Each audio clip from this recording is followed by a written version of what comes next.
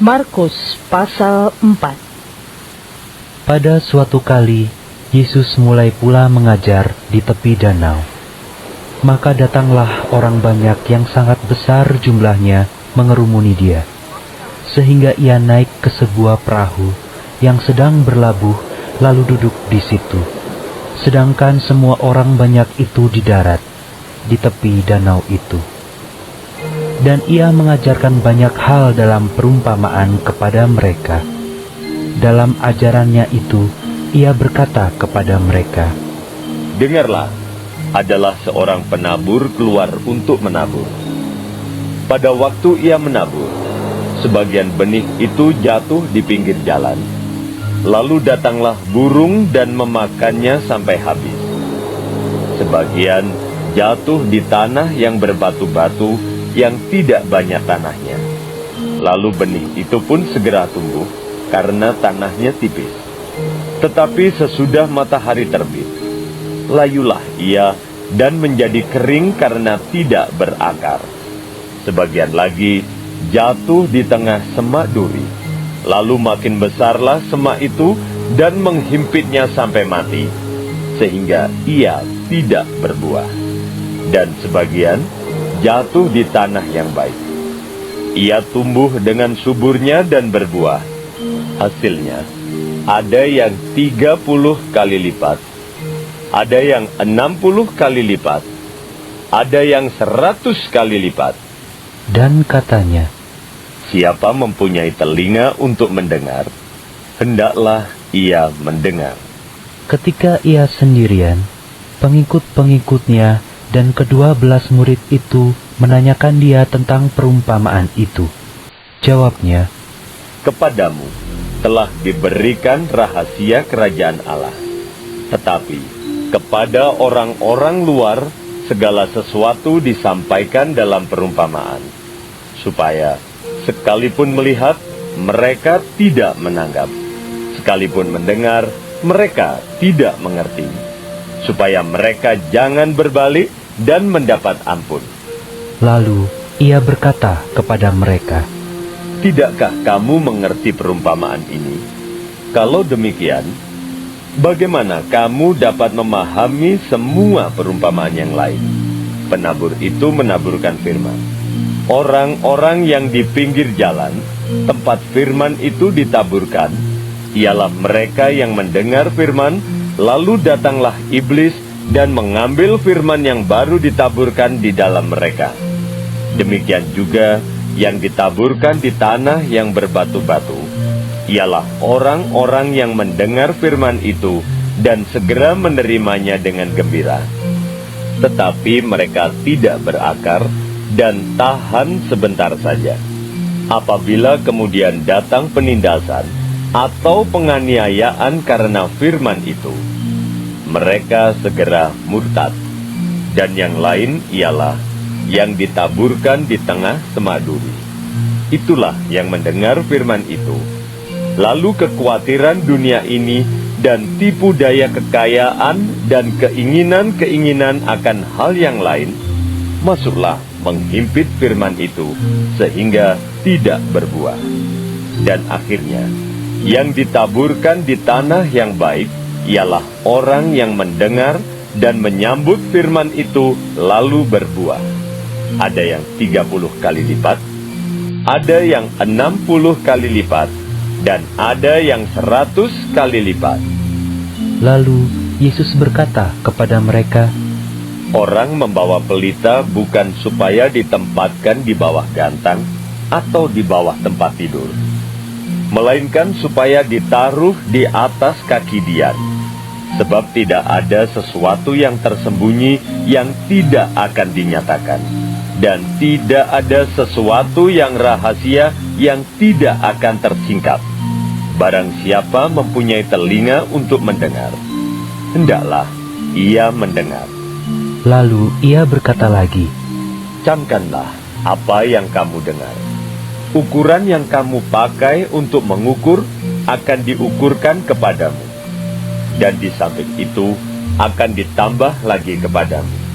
Karena siapa yang mempunyai, kepadanya akan diberi, Tetapi siapa yang tidak mempunyai, apapun juga yang ada padanya akan diambil daripadanya. Lalu kata Yesus, Beginilah hal kerajaan Allah itu.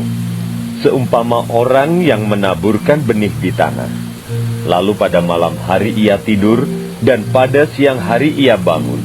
Dan benih itu mengeluarkan tunas, dan tunas itu makin tinggi. Bagaimana terjadinya tidak diketahui orang itu. Bumi dengan sendirinya mengeluarkan buah. Mula-mula tangkainya, lalu bulirnya, kemudian butir-butir yang penuh isinya dalam bulir itu. Apabila buah itu sudah cukup masak, orang itu segera menyabit, sebab musim menuai sudah tiba. katanya lagi, Dengan apa hendak kita membandingkan kerajaan Allah itu?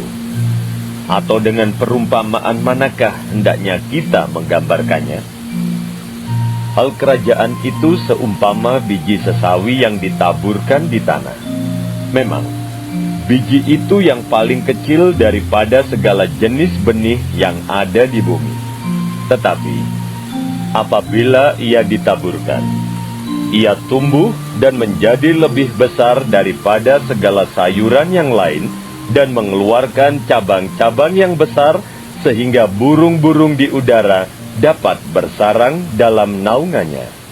dalam banyak perumpamaan yang semacam itu, ia memberitakan firman kepada mereka sesuai dengan pengertian mereka. Dan tanpa perumpamaan, ia tidak berkata-kata kepada mereka, tetapi kepada murid-muridnya, ia menguraikan segala sesuatu secara tersendiri. Pada hari itu, waktu hari sudah petang, Yesus berkata kepada mereka, Marilah kita bertolak ke seberang. Mereka meninggalkan orang banyak itu, lalu bertolak dan membawa Yesus beserta dengan mereka dalam perahu di mana Yesus telah duduk, dan perahu-perahu lain juga menyertai dia. Lalu mengamuklah taufan yang sangat dahsyat, dan ombak menyembur masuk ke dalam perahu, sehingga perahu itu mulai penuh dengan air. Pada waktu itu, Yesus sedang tidur di buritan di sebuah tilam. Maka murid-muridnya membangunkan dia dan berkata kepadanya, Guru, engkau tidak peduli kalau kita binasa. Ia pun bangun, menghardik angin itu, dan berkata kepada danau itu, Diam, tenanglah. Lalu angin itu reda, dan danau itu menjadi teduh sekali. Lalu ia berkata kepada mereka, Mengapa kamu begitu takut? Mengapa kamu tidak percaya? Mereka menjadi sangat takut, dan berkata seorang kepada yang lain, Siapa gerangan orang ini, sehingga angin dan danau pun taat kepadanya? Markus pasal 5. Lalu sampailah mereka di seberang danau, di daerah orang Gerasa. Baru saja Yesus turun dari perahu, datanglah seorang yang kerasukan roh jahat dari pekuburan menemui dia. Orang itu diam di sana, dan tidak ada seorang pun lagi yang sanggup mengikatnya, sekalipun dengan rantai, karena sudah sering ia dibelenggu dan dirantai. Tetapi rantainya diputuskannya, dan belenggunya dimusnahkannya, sehingga tidak ada seorang pun yang cukup kuat untuk menjinakkannya. Siang malam ia berkeliaran di pekuburan dan di bukit-bukit, sambil berteriak-teriak dan memukuli dirinya dengan batu. Ketika ia melihat Yesus dari jauh, berlarilah ia mendapatkannya, lalu menyembahnya. Dan dengan keras ia berteriak, Apa urusanmu dengan aku? Yesus, anak Allah yang maha tinggi. Teriaklah, jangan siksa aku. Karena sebelumnya Yesus mengatakan kepadanya, Hai engkau roh jahat, keluar dari orang ini. Kemudian ia bertanya kepada orang itu. Siapa namamu? Jawabnya, Namaku Legion, karena kami kami kenyang. Ia memohon dengan sangat supaya Yesus jangan mengusir roh-roh itu keluar dari daerah itu. Adalah di sana di lereng bukit, sejumlah besar babi sedang mencari makan.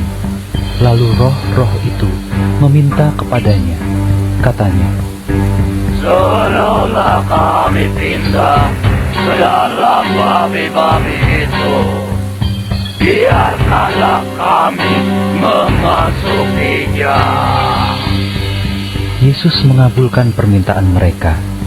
Lalu keluarlah roh-roh jahat itu dan memasuki babi-babi itu. Kawanan babi yang kira-kira 2.000 jumlahnya itu terjun dari tepi jurang ke dalam danau dan mati lemas di dalamnya. Maka larilah penjaga-penjaga babi itu dan menceritakan hal itu di kota dan di kampung-kampung sekitarnya. Lalu keluarlah orang untuk melihat apa yang terjadi.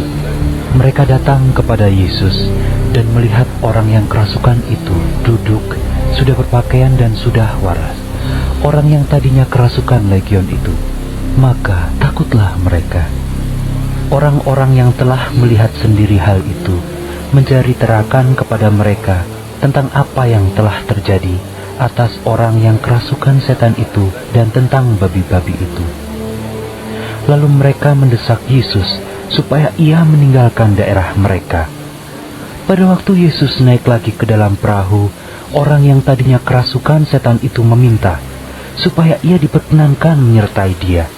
Yesus tidak memperkenankannya, tetapi ia berkata kepada orang itu, Pulanglah ke rumahmu, kepada orang-orang sekampungmu, dan beritahukanlah kepada mereka segala sesuatu yang telah diperbuat oleh Tuhan atasmu, dan bagaimana ia telah mengasihani engkau. Orang itu pun pergilah, dan mulai memberitakan di daerah Dekapolis segala apa yang telah diperbuat Yesus atas dirinya. Dan mereka semua menjadi heran. Sesudah Yesus menyeberang lagi dengan perahu, orang banyak berbondong-bondong datang, lalu mengerumuni dia. Sedang ia berada di tepi danau, datanglah seorang kepala rumah ibadat yang bernama Yairus. Ketika ia melihat Yesus, tersungkurlah ia di depan kakinya, dan memohon dengan sangat kepadanya. Anakku perempuan sedang sakit, hampir mati. Datanglah kiranya dan letakkanlah tanganmu atasnya, supaya ia selamat dan tetap hidup. Lalu pergilah Yesus dengan orang itu. Orang banyak berbondong-bondong mengikuti dia dan berdesak-desakan di dekatnya. Adalah di situ seorang perempuan yang sudah 12 tahun lamanya menderita pendarahan. Ia telah berulang-ulang diobati oleh berbagai tabib, sehingga telah dihabiskannya semua yang ada padanya. Namun sama sekali tidak ada faedahnya. Malah sebaliknya, keadaannya makin memburuk. Dia sudah mendengar berita-berita tentang Yesus. Maka, di tengah-tengah orang banyak itu, ia mendekati Yesus dari belakang dan menjamah jubahnya.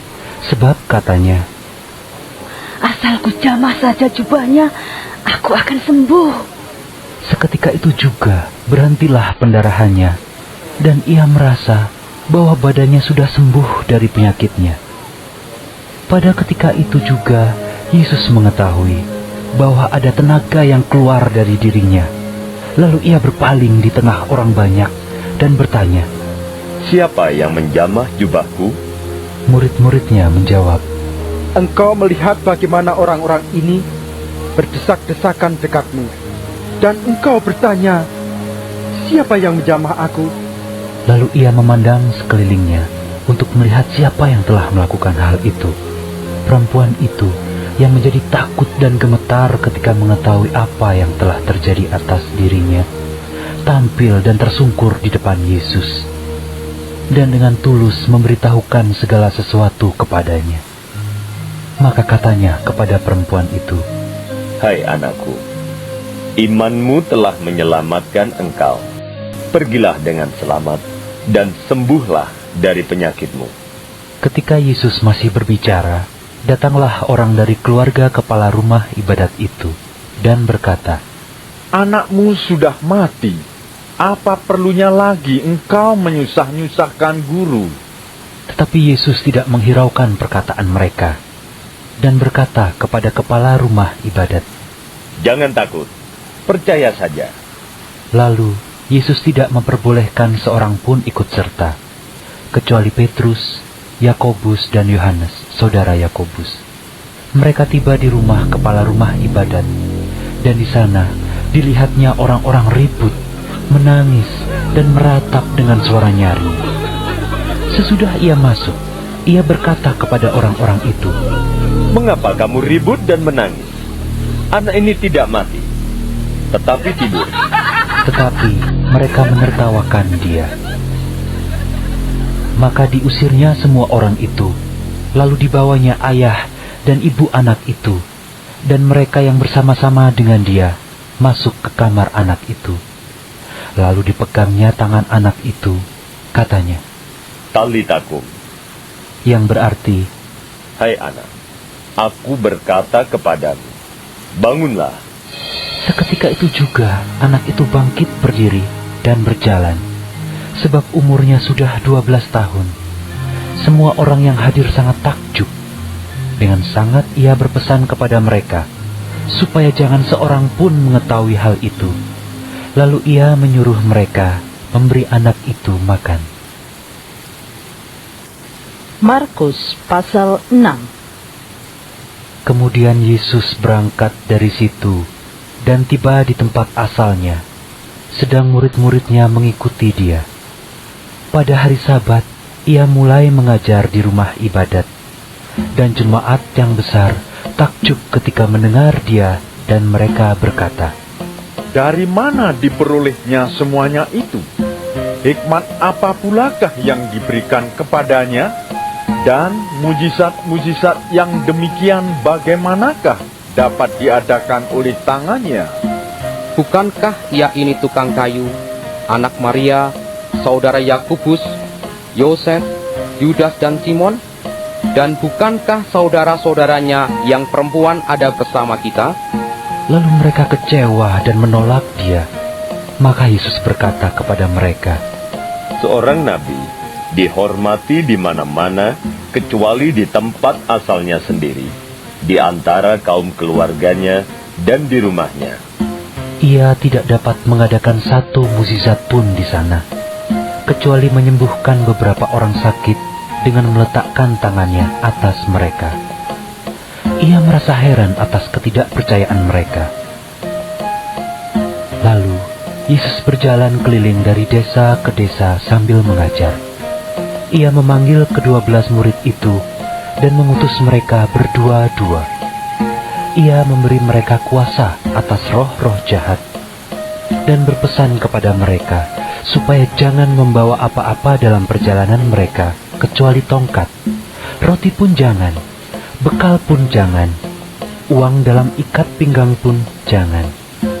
Boleh memakai alas kaki, tetapi jangan memakai 2 baju. Katanya selanjutnya kepada mereka, Kalau di suatu tempat, kamu sudah diterima dalam suatu rumah, tinggallah di situ sampai kamu berangkat dari tempat itu.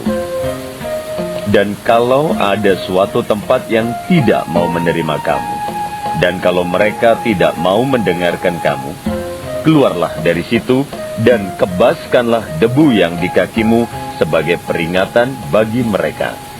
Lalu pergilah mereka memberitakan bahwa orang harus bertobat.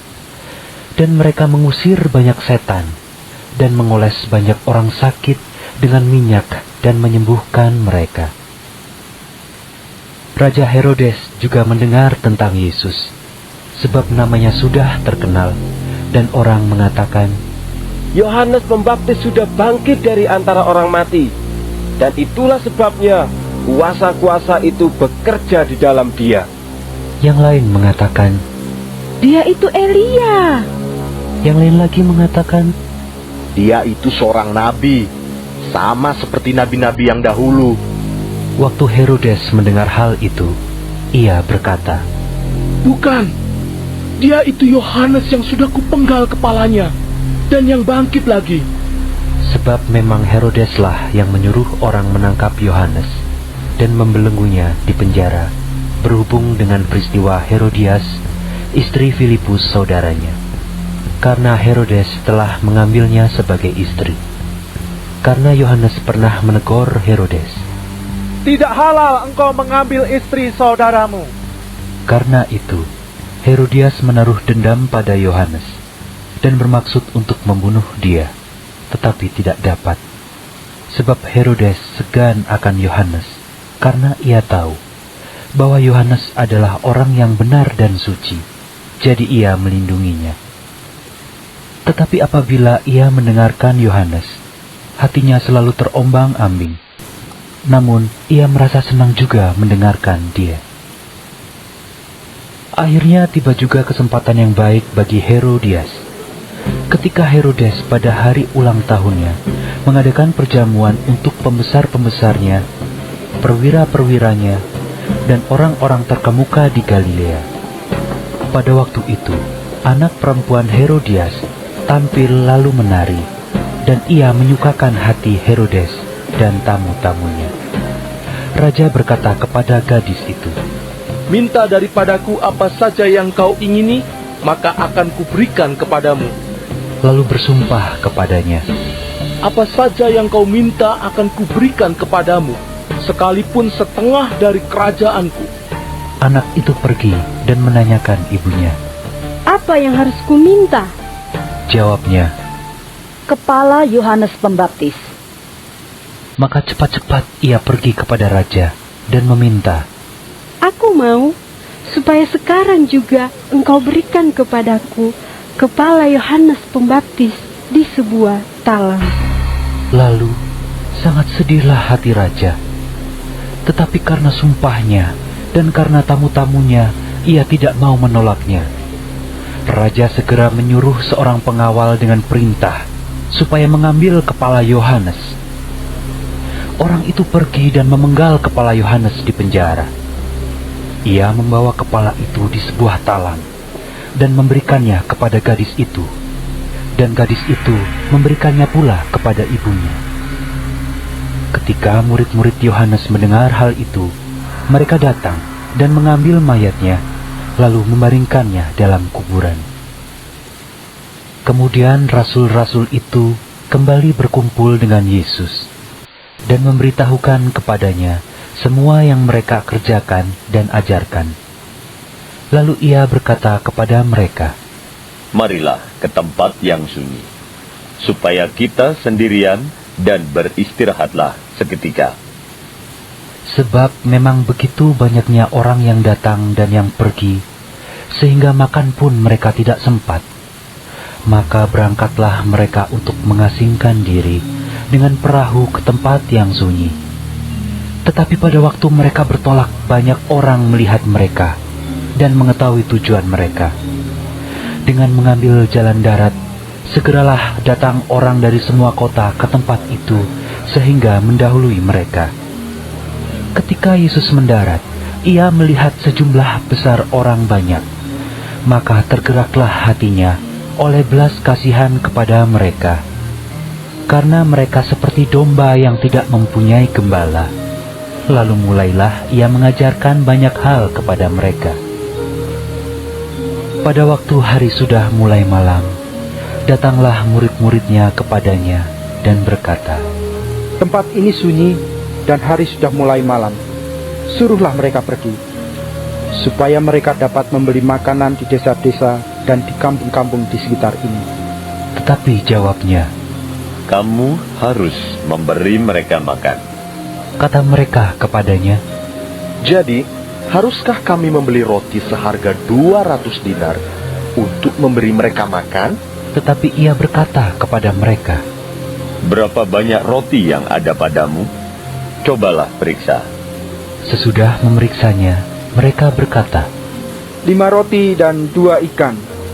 Lalu ia menyuruh orang-orang itu supaya semua duduk berkelompok-kelompok di atas rumput hijau.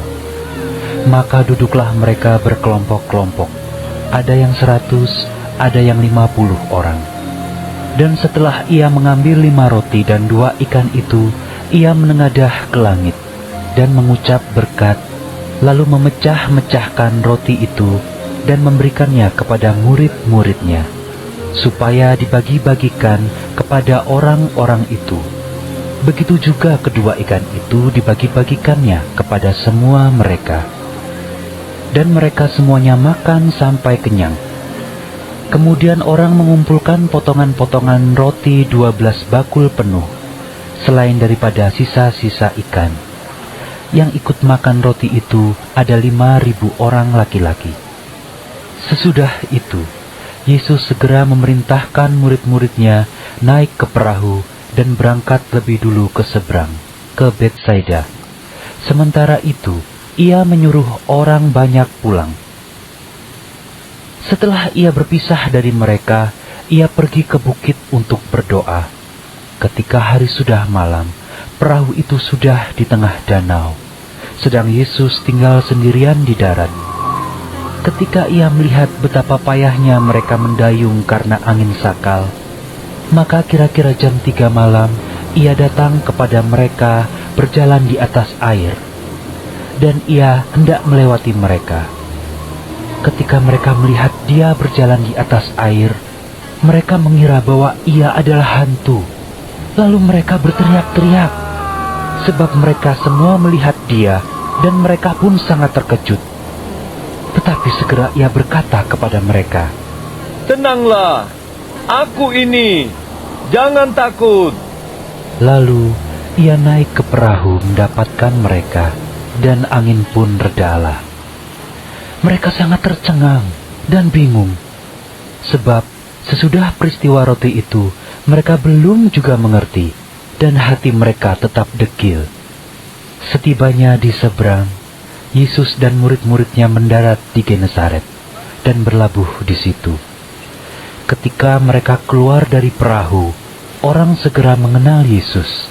Maka berlari-larilah mereka ke seluruh daerah itu dan mulai mengusung orang-orang sakit di atas tilamnya kepada Yesus di mana saja kabarnya ia berada. Kemanapun ia pergi, ke desa-desa, ke kota-kota, atau ke kampung-kampung, orang meletakkan orang-orang sakit di pasar dan memohon kepadanya supaya mereka diperkenankan hanya menjamah jumbai jubahnya saja. Dan semua orang yang menjamahnya menjadi sembuh. Bagi warga sorga yang mau dapat pemberitahuan video terbaru, silahkan klik subscribe dan paling penting jangan lupa untuk klik aktifkan loncengnya ya. Warga sorga terkasih, tolong bantu beri saya semangat upload video baru dengan kasih like ya. Ayo warga sorga menjadi berkat bagi orang lain dengan membagikan video ini ya. Tuhan Yesus Kristus memberkati kita warga sorga. Amin. Ingat, dalam kitab Filipi 3 ayat 20 tertulis firman Tuhan, karena kewargaan kita adalah di dalam sorga, dan dari situ juga kita menantikan Tuhan Yesus Kristus sebagai Juru Selamat.